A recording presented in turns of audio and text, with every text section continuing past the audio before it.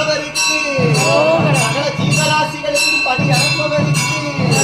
தெய்வத்தின் தெய்வத்திற்கு உடம்புடமாய் அபிஷேகம் காணும் அபிஷேக பிரியருக்கு சர்வ அலங்கார நாயகருக்கு அபிஷேக பெருமாளுக்கு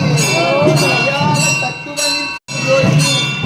ஞானம் சேரும் குளமுறை தலைக்கே ஓங்கும் புகழ்மிகு மக்கள் சேர்வர் சிந்தையினில் அமைதி தோன்றும் சிவபக்தி கைகூடும் சிறப்புரு வாழ்க்கானே மங்களங்கள் தரும் மகா